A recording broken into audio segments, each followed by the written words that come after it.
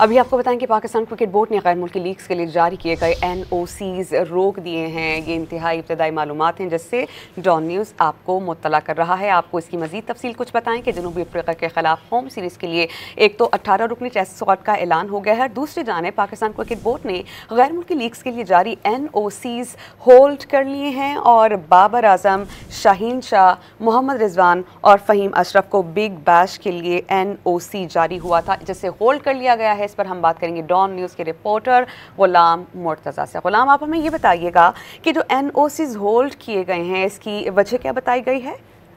जी, Pakistan cricket board ने क्योंकि आज 18 रुकनी स्क्वाड का ऐलान किया साउथ अफ्रीका के अगेंस्ट और उसके बाद पाकिस्तान की ट्राई नेशन सीरीज भी खेली जानी है और बाद में जो क्योंकि अफगानिस्तान और श्रीलंका की टीमें भी पाकिस्तान में आके उन्होंने मैचेस खेलने हैं, तो खिलाड़ियों की मसरूफियत के बायस अभी तक जो NOC है उन्हें होल्ड किया गया है और वक्त आने पे NOC मौसल किए जाने का या उन्हें जारी किए जाने का बाकायदा तौर पे फैसला किया जाएगा। अच्छा गुलाम मुर्तज़ा, कोई इम्कान है कि NOCs मुअत्तल हो जाएं ताकि खिलाड़ी अपनी परफॉर्मेंस पे फोकस कर सकें? क्या ये इम्कान है?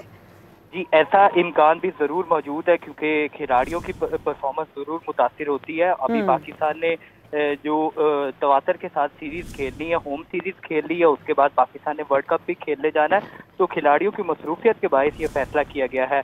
और जब ये एशिया कप हुआ तो उसके फाइनल के एक दिन बाद ये फैसला किया गया था और ज़राए ये दावा कर रहे हैं कि जिनमें बाबर रिजवान है, शाहीन शाह अफरीदी है, फ़हीम अशरफ है और मोहम्मद रिजवान है, उनको बिग बैश लीग खेलने के लिए NOC जारी किया गया था जिसे होल्ड किया गया है और वक्त आने पे बाकायदा तौर पर बाज़ाब्ता तौर पर मुत्तला कर दिया जाएगा। गुलाम मुर्तज़ा, बहुत शुक्रिया, आपने बहुत मुफस्सिल हमें अपडेट किया।